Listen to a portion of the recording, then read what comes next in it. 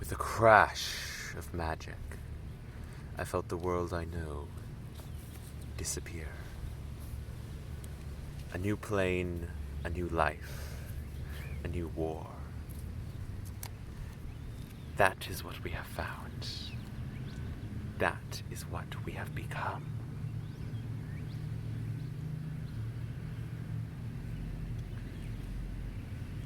Alone, I find myself searching, looking for a new life.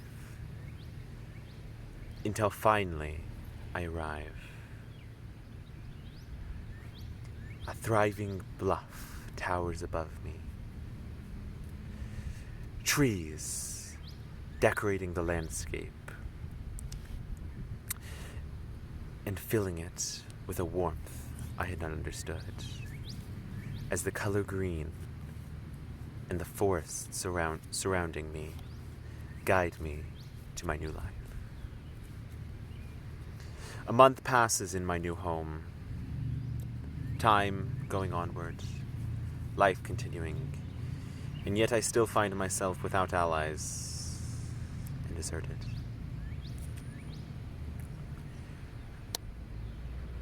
Walking northward, I find myself at a swamp, the barren reaches guiding me towards the water's edge. Yet despite my searches, I find nothing and no one.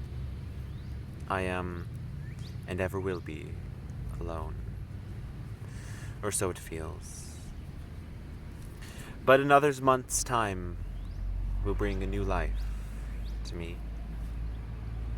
As I return to the mountains, venturing higher and higher, as I search, till finally, blistering in their peaks, I find it. A spirit of the one lost.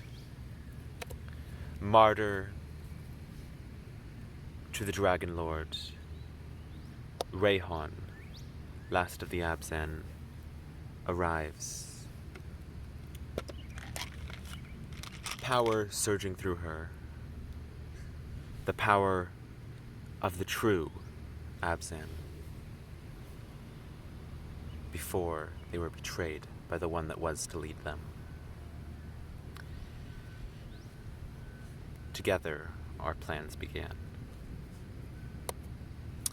It was with Rayhan's help that I ventured into the deep forests that I dared not go beforehand. And it was with Rayhan's help that I discovered the elven child, Rayhan's oldest friend, Tana, the Bloodsower. With the three of us united, we were ready to take on anything. Or so we thought. As time wore on, another month passing, the actions of another planeswalker became clear, and the time had come to fight. Calling upon the powers of my new friends, and searching in the deepest swamps, we found the thing we needed. A creature powerful enough to assist us in our cause. A carrion feeder that ate away at the world around us. With this carrion feeder's help,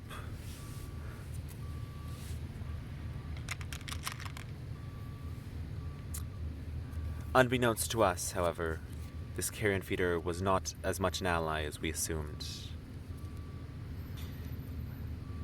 And with a sudden burst of energy, it attacked Rayhan, destroying her.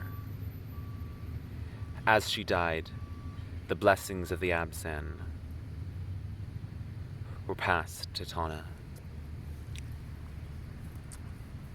With sudden vengeance, Tana rose and attacked the enemy planeswalker, the one that had caused us so much trouble, and the one for which Rayhon had died.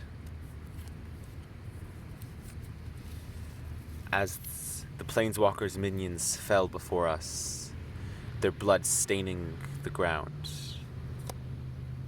creatures arose. 5 plants, animals, it's unclear, born of blood and mist. The saplings rose up.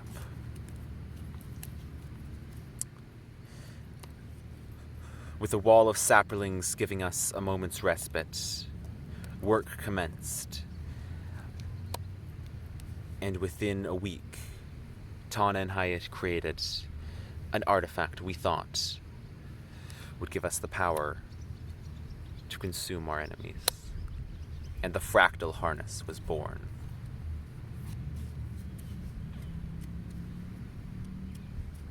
But it was too rushed. And the creature we thought that could wield it was sickly and pale, and died the instant it was created.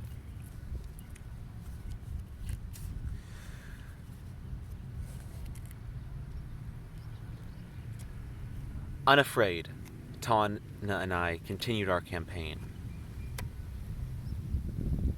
Together, we would be victorious. And so it was with her assistance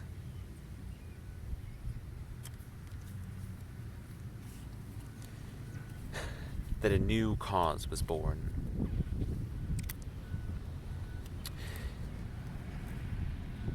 Suiting up Tana with our newly made creation, it changed her.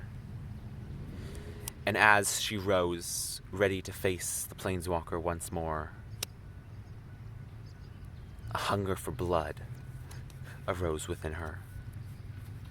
A dead friend, a lost ally. It became too much for my dear friend. And so it was that without her guidance, the carrion feeder, one at a time, consumed the plants that she had cultivated, grown, loved, and, until now, protected.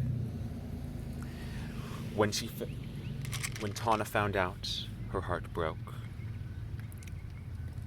And in her anger, a new vengeance, a new power arose. And she struck out. Magnified by the fractal harness as her power was, she struck against her old enemy. Dozens of creatures this Planeswalker had gathered from the far corners of the earth rose up, tried to fight against my Tana, but to no avail.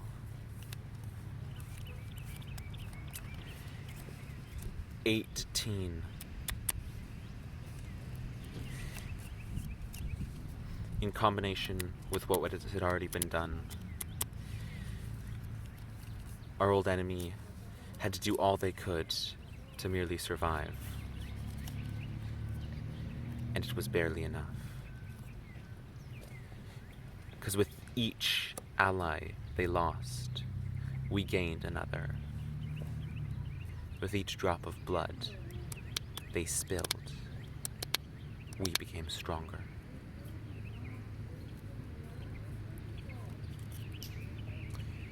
It wasn't long then. A month passed, our saplings spreading across the realm, hunting, searching, finding. Eventually,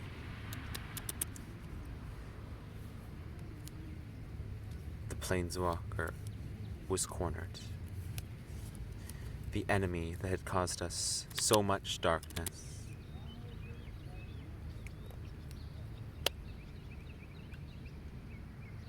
was killed.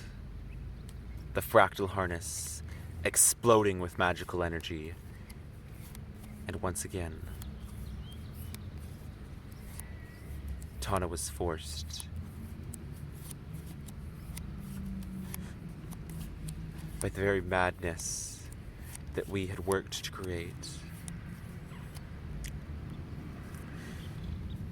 She flew at the enemy and destroyed them.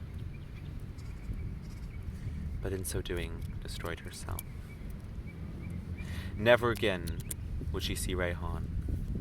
Never again would she know what it was like to have a friend. For now, all she had were the saplings. And a vengeance, ever growing.